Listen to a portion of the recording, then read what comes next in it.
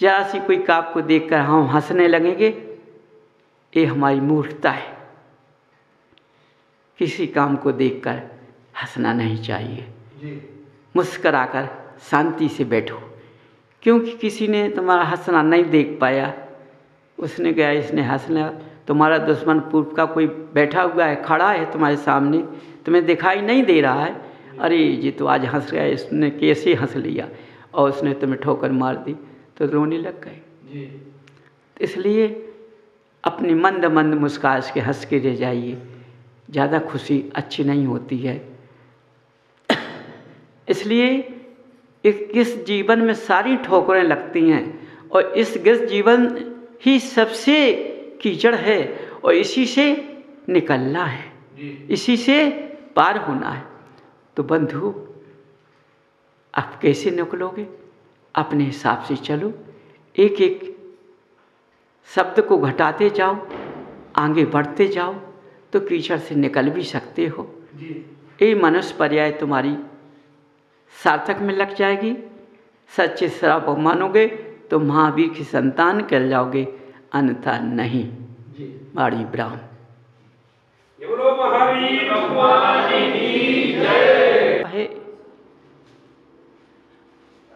कमल कीचड़ में खिलता है। कमल की 8 पंखुड़ियाँ होती हैं, और 8 पंखुड़ियाँ कितनी सुहावनी लगती हैं, उनको देखने में कितना मन लगता है। उनकी 8 कली होती हैं। हर कली को देखिए कि आपके नेत्र झूम जाते हैं, देखकर मस्त हो जाते हैं। तुम्हारे नेत्र उन कलियों को देखते ही रहते हैं। इसी तरह से एक गृहस्थ जीवन है। जब इस गृहस्थ जीवन की कलियां खिलेगी तो ये भी सुहाना लगेगा।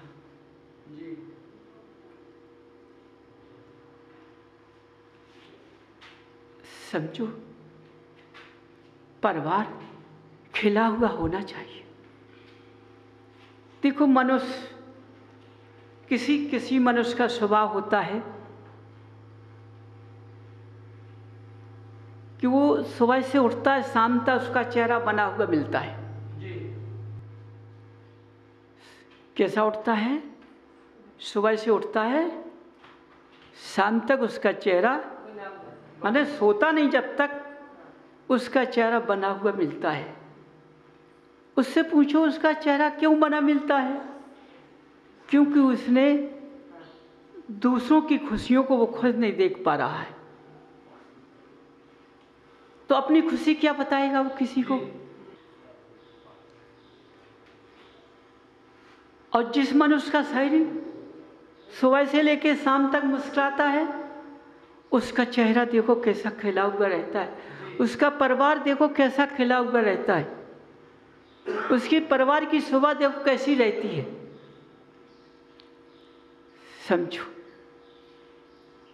स्वयं देखो अपना।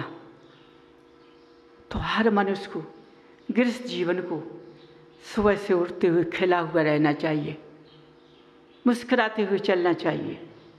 किसी को देखकर शरीर का चेहरा बनाना नहीं चाहिए। दूसरों के सुख को देखकर कभी दुखी नहीं होना चाहिए। अरे वो सुखी है और सब सुखी रहें भगवान। जब तुम अपने अंदर से भाव निकालो कि सब सुखी रहें, तो तुम भी सुखी रहोगे, तुम्हें कोई बिगाड़ नहीं सकता है। आज परंपरा क्या चल रही है चारों तरफ से देखो, हर गृहस्थ के अंदर सुबह से लेकर बाजी बजते हैं, जिनालय से आके बाजी बजते हैं, इसके अलावा कुछ नहीं है। अब बताओ, उस गृहस्थ जीवन के अंदर सुहाना आ जाएगा? नहीं आएगा। कमल खिल जाएगा? कभी नहीं। तो ये बताओ, गृहस्थ जीवन के सदस्य क्या जिनालय गए हैं? नहीं देखो तुम गलत बोल गए हो भाई। जिनालय में बैठे हो तुम और तुमने पूजन की, सब कुछ की जी। और तुमने जब अपने घर में जाके तो अपना चेहरा बना लिया और उसके बाद कहते हो मैं नहीं गया हूँ, तो बताओ तुम झूठ नहीं बोल रहे हो? नहीं महाराज जी, जिनालय तो गए, पर हाँ। जो जिस तरीके से चेहरा आदमी को खिलता हुआ रखना चाहिए वो उठा हुआ चेहरा था, तो जाने का कोई मतलब नहीं निकला उसका। हाँ, गया तो हूँ जी, मैं गया तो हूँ, लेकिन मैं अंदर से नहीं गया हूँ। मैंने उस जिनालय की रूपरेखा को समझ नहीं पाया, भगवान के गुणों को मैंने समझ नहीं पाया, जिनवाणी माँ के शब्दों को मैंने पहचान नहीं कर पाई, मैंने उनके रास्ते को पार नहीं कर पाया। इसलिए मैंने उनकी पहचान न करते हुए गृहस्थ में आकर अपना जहाँ कहाँ था स्वभाव को बना लिया। तो देखो गृहस्थ के जीवो, अपने गृहस्थ में आकर के तुमने अपने भगवान को नहीं पहचान पाया, अपनी जिनवाणी को नहीं पहचान पाया, अपने धर्म को नहीं पहचान पाया, तो किसकी पहचान करोगे फिर तुम? सोचो ना, अपना विचार करो अपने अंदर से जी। देखो जब भगवान के पास जिनालय में तुम जाते हो, भगवान को देखते हो, तो हमेशा मुस्कुराते हुए दिखाई देते हैं जी। ये उदास नहीं देखे जी। है ना? तुम इनकी प्रतिमा को देखना, ये मंद मंद मुस्कान दिखाते रहते हैं। सत्य महाराज। तो इनसे शिक्षा लेना चाहिए कि हमें भी अपनी मुस्कान से चलना चाहिए जी। अरे जब भगवान मुस्कुराते हैं, इनने किसी आपत्ति को नहीं समझा, तो हम भगवान के चरणों में झुकते हैं जी। तो जब मेरे भगवान हैं, तो हमारे जब भगवान हैं, तो हमें को किसी से क्या मतलब है? तो वो भी मुस्कुराते, हम भी मुस्कुरा कर चलेंगे। क्या बात है? हमारा कोई बिगाड़ नहीं सकता है कुछ। एक गर्व होना चाहिए। किसका गर्व होना चाहिए? अपने भगवान का जी। क्योंकि हम जिस जिनालय में जाते हैं वो मुस्कुराते हुए मिलते हैं, तो हमें मुस्कुरा कर रहना चाहिए जी। है? जब तुम मुस्कुरा कर खिलोगे तो मैं हर जीव पसंद करेगा जी। क्योंकि तुम्हारी जो किरणें हैं मुस्कुराती हुई निकल रही हैं जी। क्योंकि तुम्हारे मन के भाव पवित्र हैं। इस पवित्रता के अनुसार ये किरणें निकल रही हैं, उन किरणों से मनुष्य पर आकर्षित हो रहा है, इसलिए वो सबसे सब अच्छी तरह से बोलने लगते हैं जी। इस स्वभाव क्रिया गृहस्थ की बदल जाती है। इस तरह से गृहस्थ का जीवन का सदस्य इस स्वभाव से चले तो उस गृहस्थ के अंदर ही कमल खिल सकता है, और किसी में उदासी में कमल कभी नहीं खिलता है। क्या बात? समझो, देखो कमल सागर में खिलता है जी। सागर की गहराई कितनी होती है? अनंत, अथाह होती है, लेकिन कितना नीचे है वो, और कहाँ पत्तों पर खिलता है जी। है जी। बताओ। इसी तरह इस मनुष्य की गहराई का पता नहीं है जी। कि मनुष्य के अंदर इस गृहस्थ जीवन में कितनी गहराई है जी। हम जब उस गहराई को समझेंगे नहीं, मुस्कुराते हुए चलेंगे, क्योंकि सागर का जल एक सा दिखाई देता है जी। ऊंचा नीचा दिखाई नहीं देता है। नदी तालाबों में जाओ, जमीन नीची ऊंची होती है, लेकिन जल कैसा होता है? समान होता है। जल नीचा ऊंचा नहीं होता है, समान दृष्टि होती है उसकी। वो अपने अंदर गहराई, कंकड़, पत्थर सब ढांक लेता है। तो देखो, जब हमारे शरीर पर मुस्कान रहेगी तो हमारी आपत्ति ढक जाएगी। हमारी अंदर जो आपत्ति आई है चारों तरफ से, वो भी ढक जाएगी। कौन ढाक लेगा? मुस्कान। तो आपत्ति क्या कहेगी? अरे जी तो हमारे आने पर मुस्कुराता है, चलो भागो यहाँ से, और इसके पास नहीं आना है, समझो। इसलिए उसको भागना पड़ेगा, आपत्ति अपने आप दूर चली जाएगी, समझो। इस तरह के जब विचार मनुष्य के अंदर आते हैं तो कमल खिल सकता है। तुम सोचो कमल खिल जाए, कमल खिल जाए, मनुष्य कहते हैं हमारी आत्मा का कल्याण हो जाए। बड़े बड़े विद्वान आते हैं, हमको तो अपनी आत्मा का कल्याण करना है, हमने तो अपनी आत्मा कल्याण के लिए रास्ता पांगा है, मैंने किसको क्यों तक दिया, अपनी आत्मा का कल्याण करना है। अरे महान भाव, ऐसी आत्मा का कल्याण हो जाएगा? आत्मा का कल्याण मांगने से होता है? आत्मा का कल्याण मांगने से कभी नहीं होता है। आत्मा का कल्याण पथ पर चलने से होता है। जब तक उस पथ पर पैर नहीं रखोगे, तब तुम आगे नहीं उठोगे, तब तक कल्याण नहीं हो सकता है। कल्याण आत्मा का तभी हो सकता है जब इस पुद्गल को तपाना चालू करोगे, समझो। देखो बर्तन में दूध डालते को नहीं डालते हो? और बर्तन से यदि ढुड़क जाए तो दूध जमीन में चला जाएगा, लौट कर नहीं आएगा। सत्य के सत्य, लेकिन हम बर्तन को तपाते हैं तो कौन तपता है? दूध तपता है। देखो दूध तपता कि नहीं तपता है? तपाया किसको है?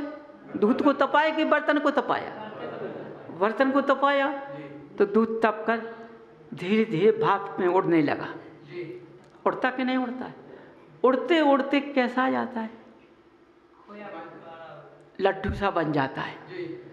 बोलो, अग्नि से बर्तन को तपाया और दूध तप करके लड्डू बन गया। माने जितना इसके अंदर कचरा था सारा चला गया, पानी की तरह उड़ गया, पता नहीं पड़ा। इसी तरह इस पुद्गल के अंदर ये जीव है, जब हम इस पुद्गल को तपाएंगे ना, ये पुद्गल को तपाना है। जीव ने इसलिए पुद्गल को ढूंढा है कि ये पुद्गल तपेगा तभी मेरा कल्याण हो पाएगा, नहीं तो नहीं हो पाएगा। सोचो तो क्या मांगने से कुछ मिल जाता है? कभी नहीं मिलता है। मांगने से कुछ नहीं मिलता, करने से मिलता है।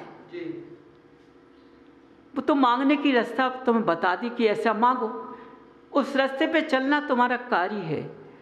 जब तक तुम आत्मा के कल्याण के लिए आत्मा की क्रियाओं को नहीं ढूंढोगे, आत्मा के रास्ते को नहीं ढूंढोगे, आत्मा की साधना को नहीं ढूंढोगे, आत्मा के त्याग को नहीं ढूंढोगे, जब तक तुम्हारी आत्मा का कल्याण नहीं हो सकता है ना। कहते हो करना आत्मा का कल्याण और गोरख धंधों में लगे हुए हो। बोलो, सारे धंधे लगे हुए हैं, एकाग्र मन लगाने में मन नहीं लगता है, एक आसन बैठने में मन नहीं लगता है, अपने मन को बांध नहीं पाते हैं। बांधने को बैठे हो, लेकिन क्या करें, मेरा मन बनता नहीं है, क्योंकि मैंने अपनी चौपर को लगा लिया है। ये बताओ, हम मनुष्य के पास रुपया होता दान देता है, गुरु के पास पैसा नहीं होता वाणी का दान देता है। यदि गुरु वाणी का दान नहीं दे पाता है और कई किस्में खोल देता है, सुषम कृष्ण मंच खोल दिया, कष्टों का मंच खोल दिया, सारे मंच तैयार कर दिए, तो वो अपने लिए क्या कर रहा है? उसकी आत्मा का कल्याण क्या होगा? ये तो मनुष्य अपना सब अवसरवादी हैं, ये अपना काम बनाने आते हैं और उस यदि बन जाएगा तो तुम्हारा अच्छा, और नहीं बनेगा तो चले जाएंगे। इसलिए अपनी वाणी से ने रास्ते पर लगाओ, उसी वाणी से रास्ते पर लगते हैं। मनुष्य के प्रश्न तो ऐसे हैं कि वे तो कहते हैं कि हमारा सिर दर्द काय करत। अब बोलो, उत्तर दीजिए उनका, सिर दर्द काय करत। अब बताओ ढूंढ के इनको सिर दर्द काय, तो या तो ये कहना पड़ेगा कि तुमको चिंता लगी रहती है, या ये कहना पड़ा तुमको क्रोध जाता आता है, या तुमको ये कहना पड़ेगा कि कोई बात तुम्हारे अंदर रख जाती है, इससे तुम्हारा सिर का दर्द करता है। अब किसी न किसी प्रश्न मंच का मंच बैठ जाएगा, समझो। अब उसने तो ऐसा प्रश्न ही पूछा है, हमें तो खड़ा होना है, सिर दर्द का पूछ लिया। अब उसका सिर दर्द कैसा है वो तो स्वयं जानती है, स्वयं जानता है। अरे इनसे कुछ नहीं तो अपने वाणी से भगवान की भक्ति बताने का रास्ता दिखाओ, उससे सब मनुष्य रास्ते पर लगेगा। जब मनुष्य रास्ते पर लगेगा, जिनाला जाएगा, भक्ति करेगा, काम बनेगा। क्या पिछ मंच में क्या भक्ति कर लेगा वो? तो क्या है, आज रास्ते खोलते, हमारा मन लगता नहीं भक्ति में। अध्ययन कर लिया है, अध्ययन से कुछ नहीं होता है। यदि जिस रास्ते को पार किया था हमने, उस रास्ते में पहले इन्होंने पार किया है, तो इनको भक्ति क्यों की? इनने जंगलों में जाकर तपस्या क्यों की? देखो, जैसे दूध से गर्म बर्तन को तपाया है, जैसे देवादेव देव ने इस मनुष्य पर्याय में आकर के इस शरीर को तपाया है। जब तपाया है, तपते तपते उनके अंदर ज्ञान की धारा फैल गई है, तब उनकी वाणी निकली, उनका समोषण लगा, और समोषण से जो एक वाणी निकले वो सबके लिए निकल गई। सोचो, अब भगवान सोचते कि जितने मनुष्य बैठे हैं सबका अलग अलग उत्तर दे दो, तो भगवान को भी समय नहीं मिलता वाणी बिखेरने का, वो ब्रज मंच में लगे रहते। समझो, तो मनुष्य का पेश मंच कभी पूरा हो नहीं सकता है। ऐसा ज्ञान दो ना कि एक वाणी सब पर उतर जाए। हर आदमी सोचे कि ये वाणी हमने ऐसा किया, मेरे लिए कही गई, उसका नाम समोषण सभा रखा जाता है। पारस ने इसलिए उसका नाम समोषण रखा है। समझिए, जब आत्मा का कल्याण करना है तो आत्मा को पवित्र बनाना पड़ेगा। आत्मा इन रास्तों में नहीं लगती है जी। आत्मा 8 पंखुड़ियों के अंदर छिपी हुई बैठती रहती है जी। समझो, अष्टरूपी होती है। सारी अष्ट देवियां जब साथ में चलती हैं, जब आत्मा का कल्याण होता है, एक से कोई कल्याण नहीं होता है।